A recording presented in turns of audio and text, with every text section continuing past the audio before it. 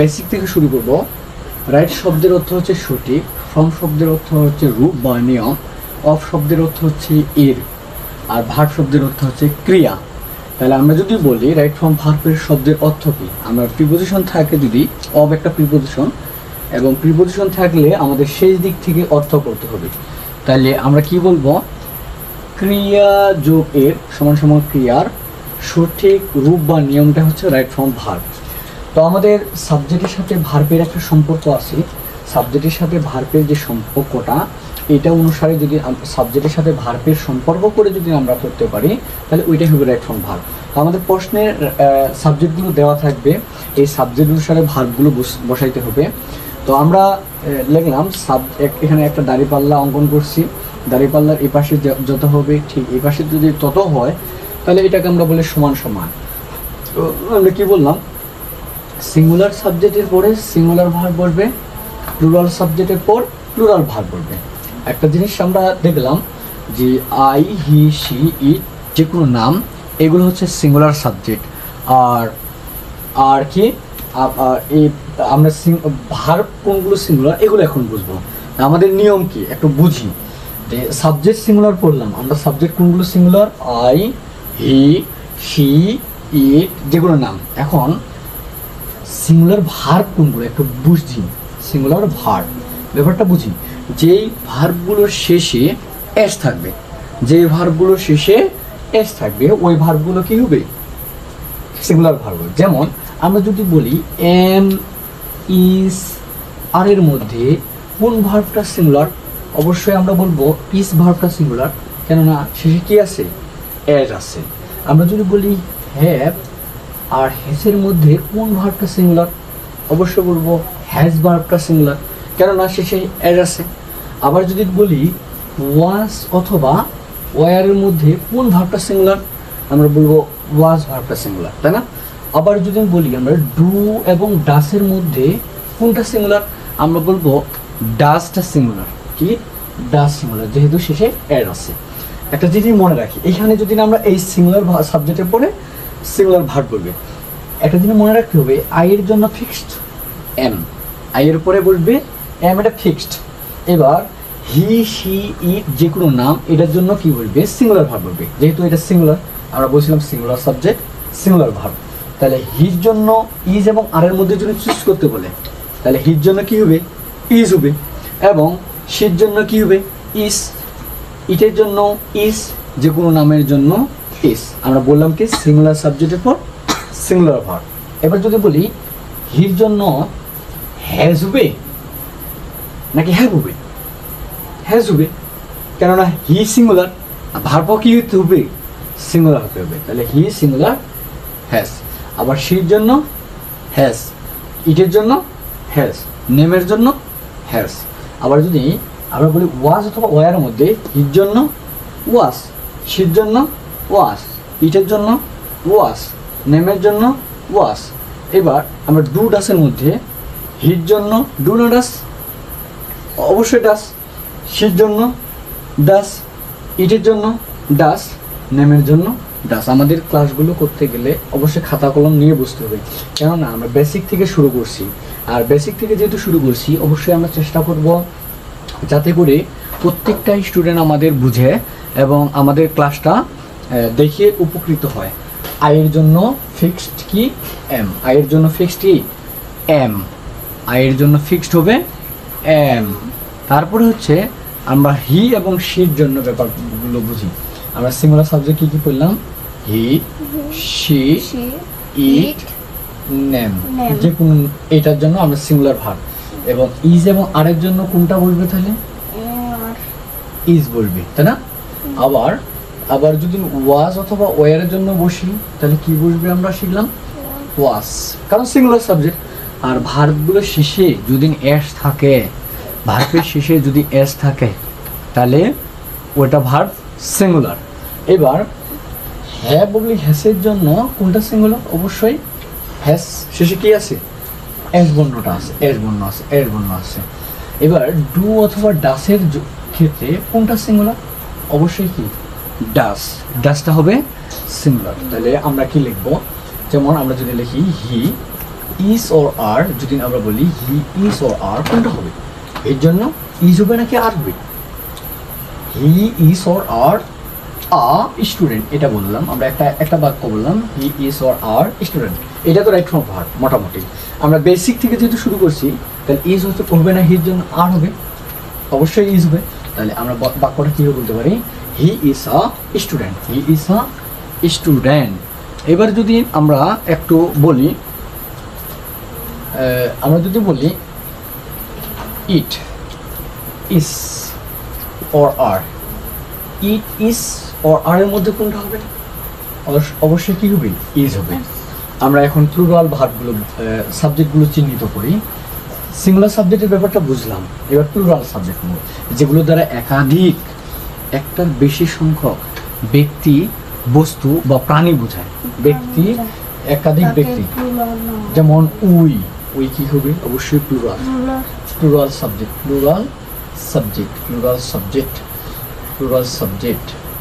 We, they, we they, you, এগুলো হচ্ছে plural.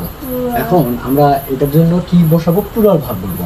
তাহলে ইজ এবং আর এর মধ্যে আমরা শিখলাম যেই ভার্বের শেষে এস আছে ওটা সিঙ্গুলার, তাহলে এটা সিঙ্গুলার না, তাহলে সিঙ্গুলার কোনটা? আর। এবার ওয়াজ অথবা ওয়ার, এটার মধ্যে আমরা শিখলাম শেষে যদি এস থাকে ওটা কোন ভার্ব? অবশ্যই কি ওয়াজ ভার্বটা হচ্ছে সিঙ্গুলার, তাহলে ওয়ার বলবে, ঠিক না? এবার আমরা have oblique has, have oblique has আমরা শিখলাম কি? হ্যাজ হচ্ছে সিঙ্গুলার, তাই না? তাহলে বসবে কি? উই দে, ইউ এর জন্য কি বসবে? হ্যাভ, ঠিক না? এখন যদি আমরা বলি ডু অথবা ডাস, ডাস হচ্ছে সিঙ্গুলার, তাহলে ডাস বসবে না, ডু। এখন আমরা যদি বলি they do or does the work, তাহলে ডু অর ডাসের মধ্যে হি ডু অর ডাস, কোনটা বসবে? ডু বসবে না ডাস বসবে? ডু বসবে। They go or goes to school, school. এখন আমরা একটা বুঝি ব্যাপারটা, কোন ভার্বগুলো বললাম আমরা, কোন ভার্বগুলো বললাম সিঙ্গুলার? একটু যদি না আমরা রিপিট করি, আমরা কোন ভার্বগুলো বললাম সিঙ্গুলার? আমরা বললাম যে যেই ভার্বগুলোর শেষ বর্ণটা এস থাকবে, যে ভার্বগুলোর শেষ বর্ণ এস থাকবে, যে ভার্বের শেষ বর্ণটা এস থাকবে ওই ভার্বগুলো সিঙ্গুলার।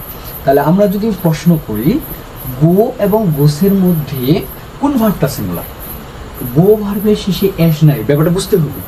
গো ভার্বের শেষে এস নাই, আর গোস ভার্বের শেষে এস আছে। সো গোস হচ্ছে সিঙ্গুলার, আর হচ্ছে গো হচ্ছে প্লুরাল। তাহলে দে হচ্ছে প্লুরাল সাবজেক্ট, তাহলে দের জন্য গো হবে। এই জন্য আমরা বলি দে গো টু স্কুল। এবার যদি আমরা বলি he go or goes to school, এবার ব্যাপারটা দেখি, হি হচ্ছে সিঙ্গুলার, হি সিঙ্গুলার সাবজেক্ট, তাহলে হির জন্য গো হবে না গোস হবে? গোস হবে, কেননা ব্যাপারটা বুঝতে হবে, হি হচ্ছে সিঙ্গুলার, তাহলে এই যে গো তো হচ্ছে প্লুরাল। আর মনে রাখতে হবে স্বভাবত যে ভার্বগুলো দেওয়া থাকবে, এই ভার্বগুলো হবে প্লুরাল। যেমন আমাকে প্রশ্ন করলে আমাকে যদি বলে ইট, এটা কি সিঙ্গুলার ভার্ব নাকি প্লুরাল ভার্ব? সিঙ্গুলার ভার্ব নাকি প্লুরাল ভার্ব, ব্যাপারটা বুঝতে হবে। স্বভাবত ভার্বগুলো প্লুরাল হয়, স্বভাবত ভার্বগুলো, এই জিনিসটা হচ্ছে রাইট ফর্ম ভার্বের মেন কনসেপ্ট। স্বভাবত ভার্বগুলো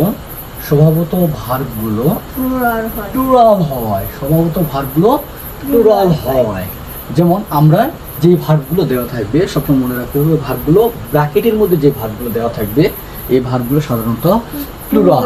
যেমন eat plural, do plural, go plural, play plural.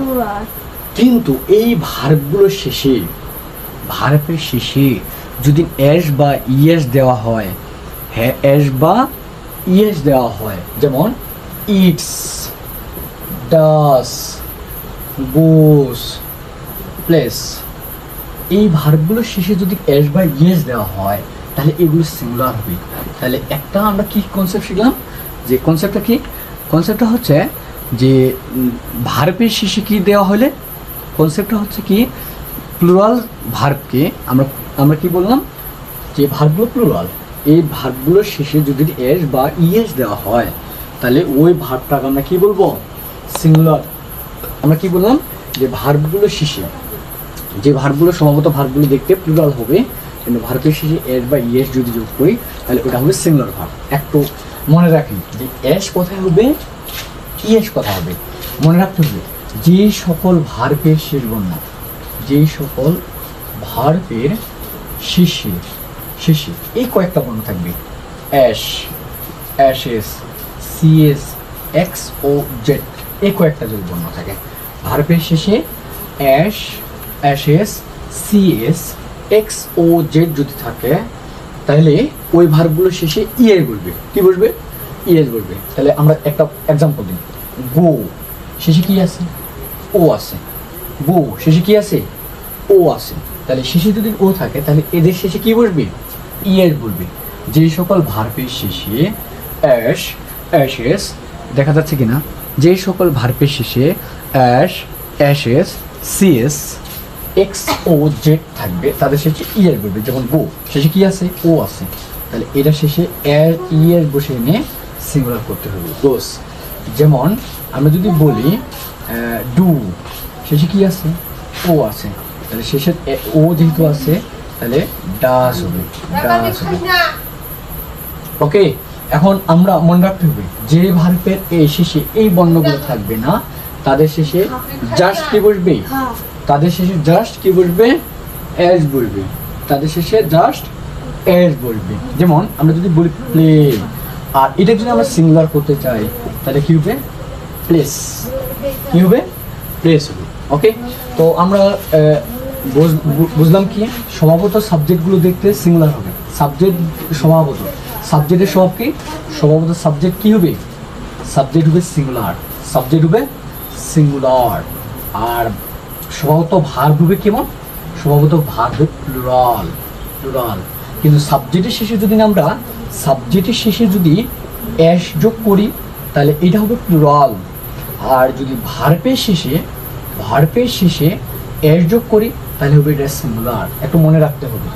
তাহলে আমরা একটা প্রশ্ন দিই, একটা প্রশ্ন দিই যে the headmaster, the headmaster, example, the headmaster, the headmaster, headmaster, the headmaster want or wants to speak to you. The headmaster wants to speak to you. The headmaster হচ্ছে সাবজেক্টটা সিঙ্গুলার, সাবজেক্টটা সিঙ্গুলার। তাহলে একজন, প্রধান শিক্ষক কয়জন থাকে, একজন। তাহলে সাবজেক্ট যেহেতু সিঙ্গুলার তাহলে ভার্বটা হবে কি, অবশ্যই সিঙ্গুলার। তাহলে ওয়ান্ট এবং ওয়ান্টসের মধ্যে আমরা বললাম যেই ভার্বের শেষে, ভার্বের শেষে একবার মুখস্থ করে নেন, ভার্বের শেষে, ভার্বের শেষে এস বা ইএস যদি থাকে, এস অথবা ইএস থাকে তাহলে ওটা ধরে নেবেন যে সিঙ্গুলার ভার্ব, সিঙ্গুলার ভার্ব। আর আপনার the earth move or moves round the sun, earth moves, move or মুভসের মধ্যে দ্য আর্থ যেহেতু সিঙ্গুলার তাহলে এখানে সিঙ্গুলার ভার্ব বলবে, এই জন্য মুভস হবে, moves round the sun. Clear? Okay, আমরা রুল শুরু করি। এক নম্বর, এক ফর্ম ভার্বের এক নম্বর রুল। এক নম্বর রুলটা কি, সেন্টেন্সটি যদি চিরন্তন সত্য হয়, সেন্টেন্সটি হতে হবে চিরন্তন সত্য, চিরন্তন সত্য হতে হবে, সত্য। এবং সেন্টেন্সটা অভ্যাসগত কর্ম হতে হবে, অভ্যাসগত কর্ম।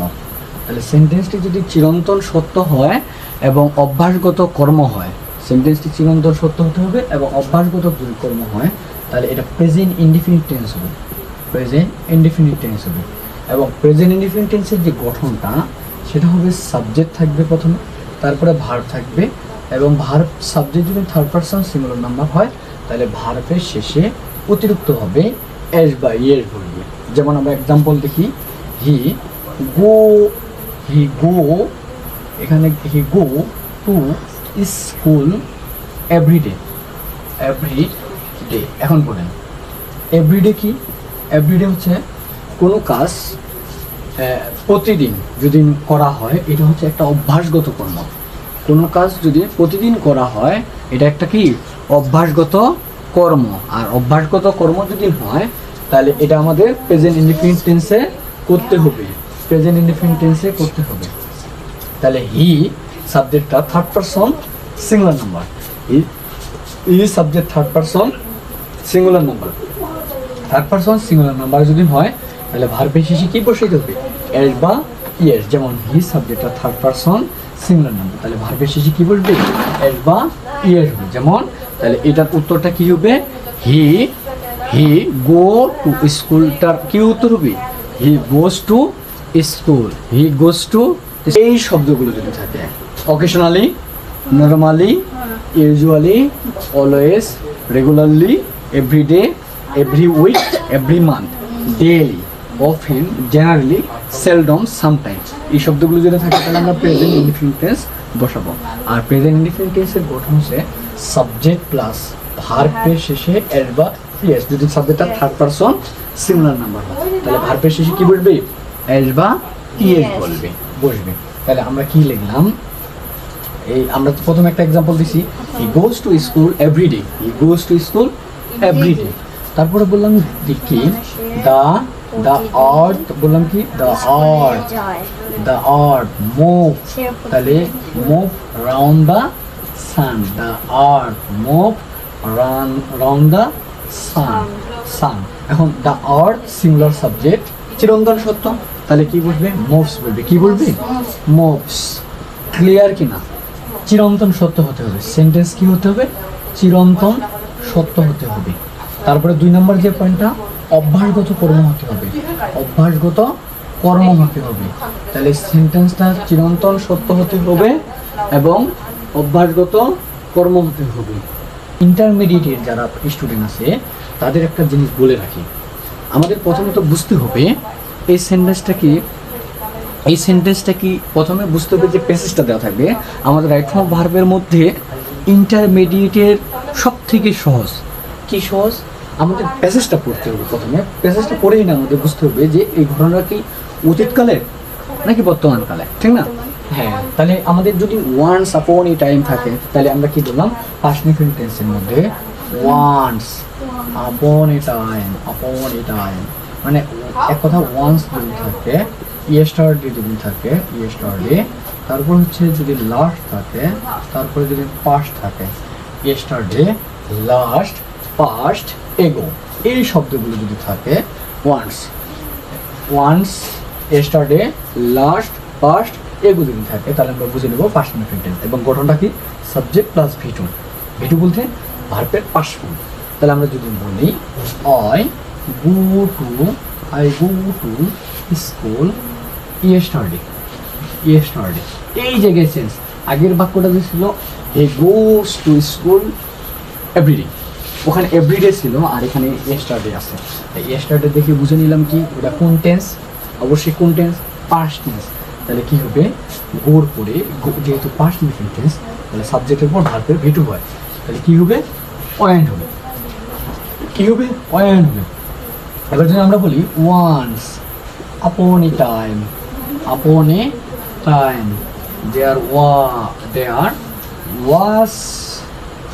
there be an old farmer। এখন এই যে বাক্যটা লিখলাম ফার্মার, এখন কথা হচ্ছে এই বাক্যটা দেখি, ওয়ান্স আপন এ টাইম আছে, তার মানে এটা পাস্ট ইনডিফিনিট টেন্স। এবার দেয়ার হচ্ছে সাবজেক্ট, এবার অ্যান ওল্ড ফার্মার হচ্ছে একটা নাউন। এখন এই যে দেয়ার দ্বারা যখন সেন্টেন্সটা শুরু হবে তখন এই বির পরিবর্তে লেখা যায় এম ইজ আওয়ার, যদি প্রেজেন্ট হয় এবং পাস্টে যদি হয় তাহলে ওয়াজ অথবা ওয়ার, আমরা কি বসাবো, ওয়াজ বসাবো। কেন, কারণ ওয়ান্স আপন এ টাইম আছে, এটা হচ্ছে অতীতকালের একটা ঘটনা। এই অতীতকালের ঘটনার কারণে আমরা কি বসাবো, অতীতকালের ঘটনার কারণে আমরা বসাবো ওয়াজ। ব্যাপারটা কি ক্লিয়ার? আর এখানে ওল্ড ফার্মার আমরা মনে রাখবো, একটা জিনিস মনে রাখবো যে দেয়ার দ্বারা যখন সেন্টেন্স শুরু হবে, এখন এগুলো তো আসলে ডিপলি আলোচনা, আমরা একটু গভীরভাবে চিন্তা করবো। দেয়ার দ্বারা সেন্টেন্স যখন শুরু হবে তখন এখানকার ভার্বটা বসানোর নিয়ম খুব সহজ, there be a primary school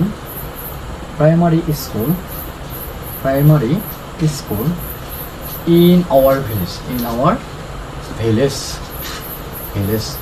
There be a primary school in our village. এখন কথা হচ্ছে আমরা যে বাক্যটা বললাম in our village. এখন দেখি একটা ব্যাপারটা বুঝি। দেয়ার সাবজেক্ট, দেয়ারের পরে এম এস আর সবগুলোই হয়, পাস হয়, সবগুলো হয়, কেবলমাত্র আই এর পরে এম হয়। তাহলে এ বি মানে হচ্ছে এম এস আর ওয়াস হয়। তাহলে ইস এবং আর যদি ধরি কল্পনা করি, আর বি মানে হচ্ছে ওয়াস অথবা ওয়ার, পাঁচটার জন্য কল্পনা করি।